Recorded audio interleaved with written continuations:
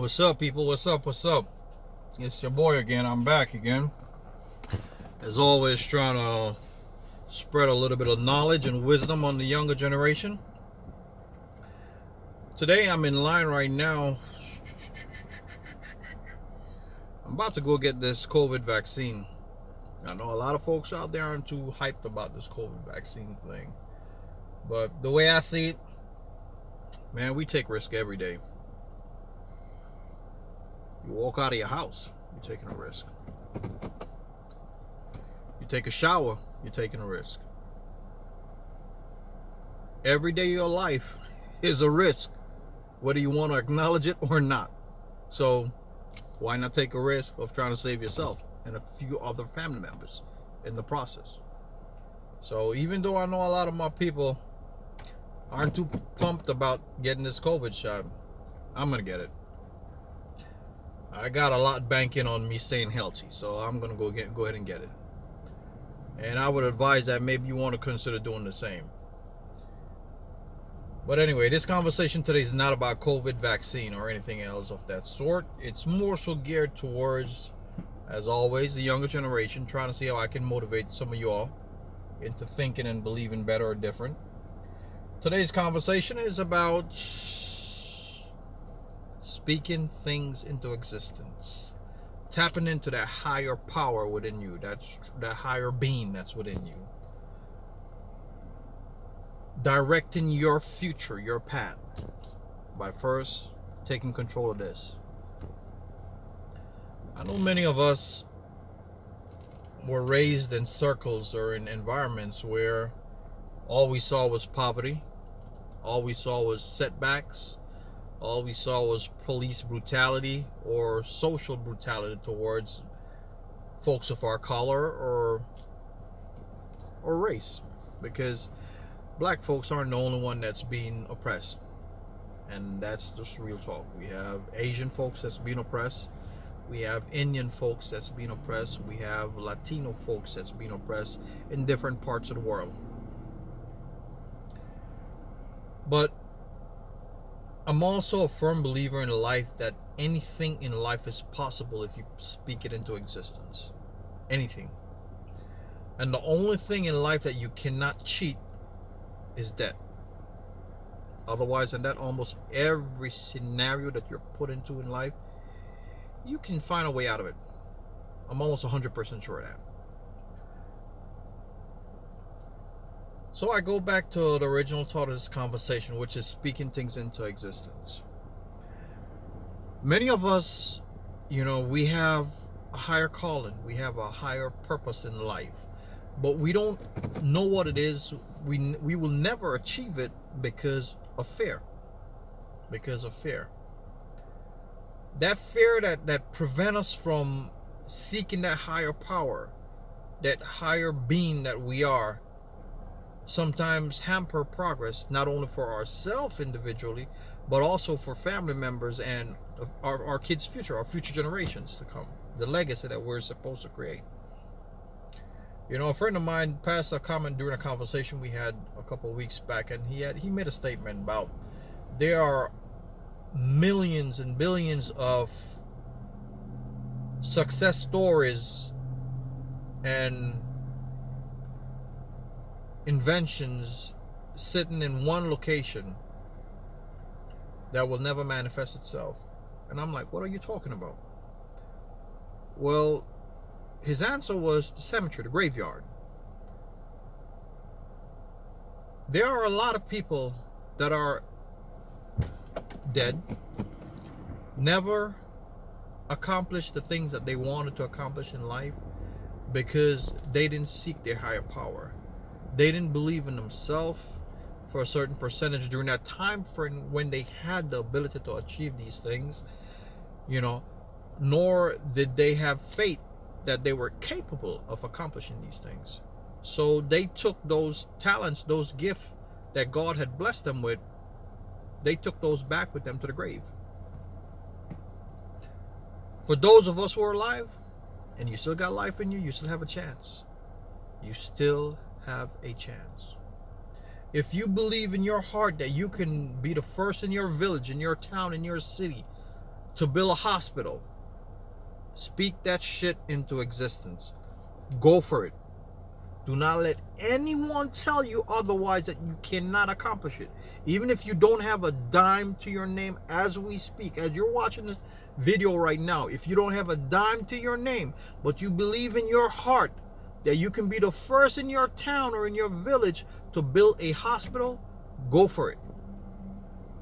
If you believe in your heart that you can be the first out of your family to have a master's degree, a PhD degree, or a doctorate in some major field in life, go for it. Do not allow anyone, not even your family, to tell you differently. Because I know many of us have parents, have family members who can't see beyond their goddamn nose. Many of us have family members who will be the first to tell you, brother man, you can't do that. Black people don't do that. That's not for black people. You're not worthy of that. They'll be the first to talk you out of your dreams. Do not allow that. Do not allow that. There are many successful people today who have chosen to not pay attention to the naysayers and to the ignorant family members that they have, and have done differently. And now they're success stories. Now they're multimillionaires. Now they're owners of big Fortune 500 companies globally. You understand me? Because they did not allow the negative from their family or from their friends or from society or their neighborhoods to direct them down the path that they did not want to go. They chose that inner being, that inner power that they had within them to navigate themselves from out of that negative path. They spoke their dreams and aspiration into existence. They threw it out into the universe and said, God, or whoever the higher power may be, this is what I want to be in this amount of years. This is where I want to be. This is what I'm going to live. This is the type of life I want to live. They spoke those things into existence. There's many folks out there that will tell you money is the root to all evil. I'm almost 100% sure that that same person is poor. That same person is ignorant, lack information, lack knowledge, lack guidance, and could care less about bettering their quality of life. So the end result is that they buy that narrative that money is the root to all evil, which is bullshit. And this is why I'm going to give you a clear-cut reason why I say money is not the root to all evil. If money was the root to all evil, would the pastors at the church be accepting your tithes? Do you think so? No, they wouldn't. Trust me, they wouldn't. Because they don't want to associate with evil, right? That's the reason why they wouldn't. So take that out of your knowledge base, take that out of your vocabulary. Switch that around and start finding the positive out of it, where you can look at money as a blessing more than a curse. Money can change a lot of your predicament. Money can bring you out of poverty. Money can bring you out of stress. Money can alleviate your health quality. Money can give your kids, your family, the education that you never had. Money can make your situations 100 times better than what it is, 100 times better than what it was for your parents, 100 times better than what it was for your grandparents. Start looking at money as a blessing, and start believing that you're worthy of achieving the goals that will bring you the funds to make yourself be placed in a quality of life that you will be comfortable with. Not what society says you're supposed to have, not what your family members think that you're supposed to have, not what others think that you're worthy of having, but what you believe in your heart will bring you happiness and comfort.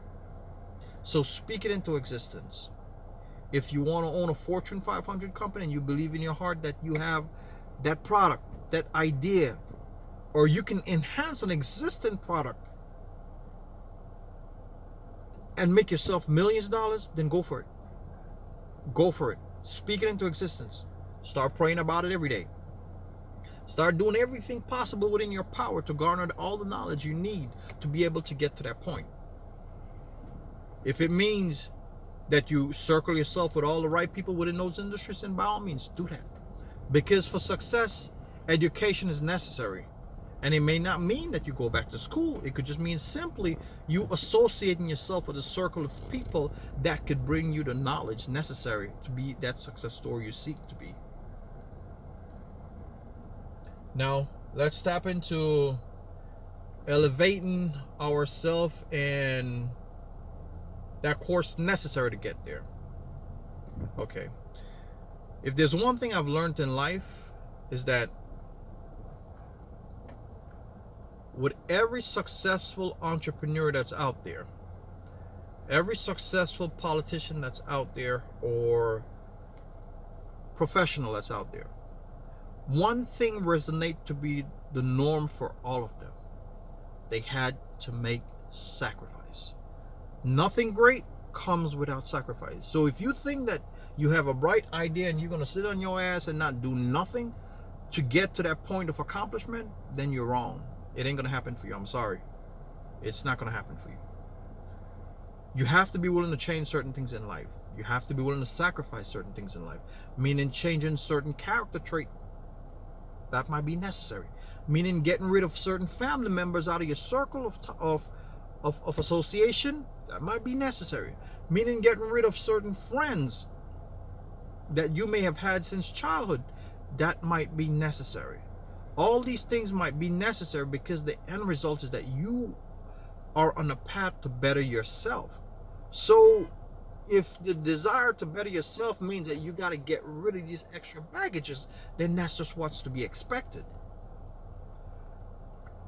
I read a sermon that T.D. Jakes wrote like some years back, and one of the things that stuck in my brain ever since I read that sermon was his conversation about chapters in life. I don't remember the exact wording that he used, but I'm gonna try and sum it up as best as I could. Every relationship, personal, business, or just a social-based relationship that you get into in life is like a chapter in a book, that book of your life. Some chapters are long, some chapters are short. But each chapter is designed for a purpose. And each chapter is supposed to give you an opportunity to learn something. That meaning that some of your friends that you have right now or that you may have had as a child, they are not going to be around 10 years, 20 years down the road, or even 2 years down the road.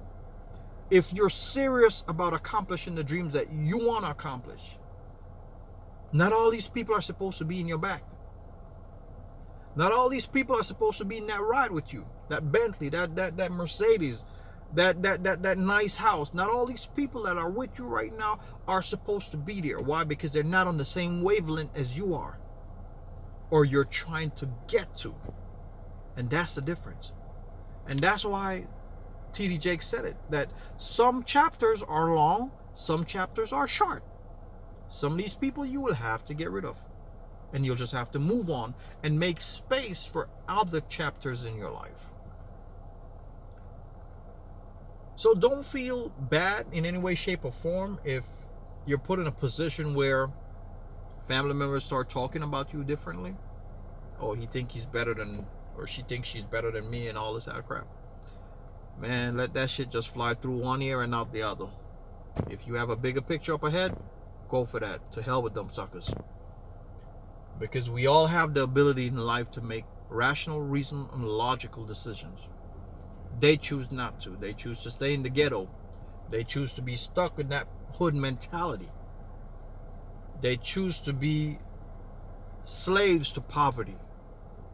Hence the reason why they don't do nothing to change their course.